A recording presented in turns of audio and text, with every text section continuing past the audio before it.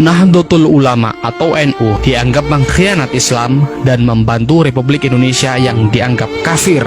Mereka menghukum warga yang tidak sepakat dengan Darul Islam. Mereka ditugaskan untuk membunuh paling sedikit 1 orang warga dan membakar paling sedikit 5 bangunan yang didirikan pemerintahan Republik Indonesia dalam waktu 2 minggu.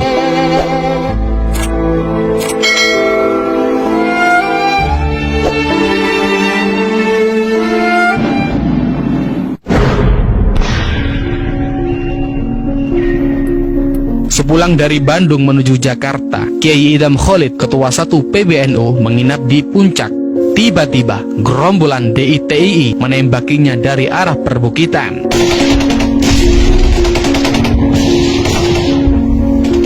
Dia tiarap di kolong ranjang. Untungnya, segera datang bantuan tentara dari Cipanas. Kontak senjata berlangsung berjam-jam. Mereka lari menjelang subuh dengan menderita banyak korban jiwa dan luka-luka. Di pihak tentara juga ada yang terluka. Bukan hanya itu, kekejaman penggagas Darul Islam ini juga dialami Kiai Idham Khalid ketika naik kereta api menuju Jawa Timur. Beliau ditembaki gerombolan DITII antara Gambir dan Pegangsaan. Beruntung, peluru hanya mengenai ujung kopiah ajudannya. Sasaran tembakan pastilah saya, menteri yang mengurusi keamanan. Begitulah kata Kiai Idham Khalid dalam buku Tanggung Jawab Politik NU dalam Sejarah. Dari tanggal 24 Maret 1956 hingga 9 April 1957, Kiai Idham Khalid menjabat sebagai Wakil Perdana Menteri merangkap Kepala Badan Keamanan. Kata Kiai Idham Khalid dalam buku Tanggung Jawab Politik NU dalam Sejarah, tugas saya yang paling berat adalah menghadapi gerombolan yang membawa dalil-dalil agama Islam, yaitu Darul Islam Kartosuwiryo di Jawa Barat, Ibnu Hajar di Kalimantan Selatan, Kahar Muzakar di Sulawesi Selatan, dan Tengku Daud Beuruh di Aceh. Menurut Kiai Idham Khalid, DITII, sang penggagas Darul Islam ini merugikan umat Islam. Banyak umat Islam yang menjadi korban kekejaman mereka. Mungkin di Aceh tidak terjadi perebutan seperti di Jawa Barat dan Sulawesi Selatan, di mana gerombolan DITII membakar madrasah dan masjid yang tidak sependapat dengan mereka. NU pun masih dianggap sebagai pengkhianat Islam karena keluar dari Masumi, juga dianggap musuh utama DITII. Mereka menganggap NU membantu Republik Indonesia kafir atau RIK. Beberapa orang pimpinan cabang NU di Jawa Barat dibakar rumahnya oleh DITII, bahkan ada yang ditembak mati.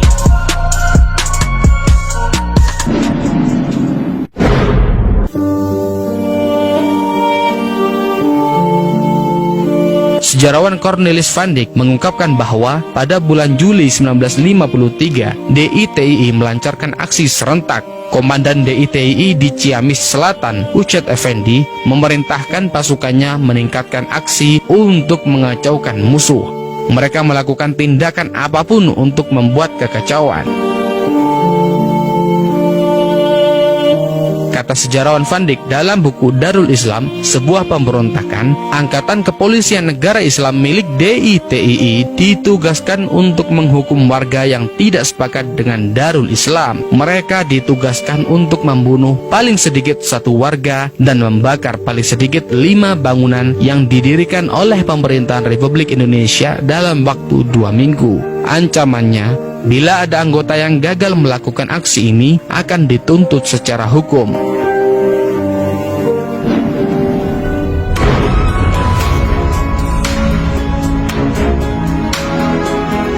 Dalam menghadapi DITII, Kiai Idham Khalid melibatkan para kiai-kiai atau ulama. Beliau membentuk KPK atau Kiai-Kiai Pembantu Keamanan yang diketuai oleh Kiai Haji Muslih dari Jakarta.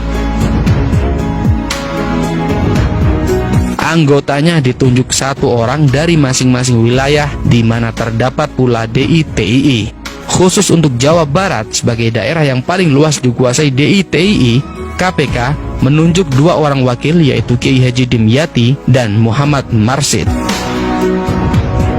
Anggota KPK lainnya antara lain Kiai Haji Baidowi Tafsir dari Jakarta, Kiai Haji Malik dari Jawa Tengah, Kiai Haji As'ad Syamsul Arifin dari Jawa Timur, Kiai Haji Ahmad Sanusi dari Kalimantan, Kiai Haji Zahri dari Lampung, Kiai Haji Yusuf Umar dari Sumatera Selatan, Kiai Haji Kahar Ma'ruf dari Sumatera Tengah, Tengku Muhammad Ali Panglima Pulen dari Aceh dan Sumatera Utara, dan Kiai Haji Abdullah Yusuf dari Sulawesi.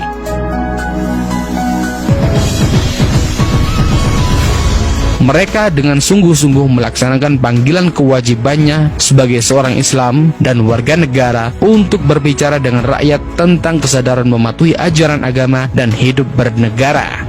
Mereka melakukan kegiatannya melalui pengajian atau kegiatan lainnya.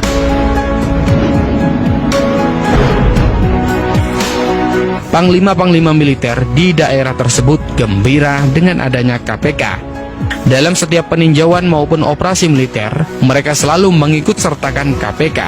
Di daerah yang berhasil dikuasai, sang kiai memberikan ceramah kepada rakyat. Mereka juga memberikan penyadaran, memberikan nasihat kepada anggota gerombolan DITI yang menyerah. Mereka sama sekali tidak diganjar dengan nilai penghasilan tertentu.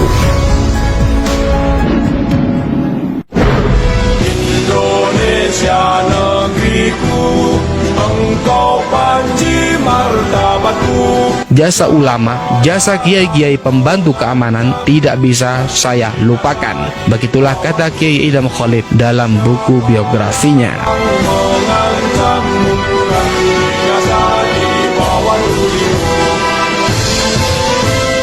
Itulah kekejaman dan teror DITI terhadap NU. Bagaimana Anda memaknai peristiwa ini? Salam mata hati pemuda, salam jas merah. Ya Allah,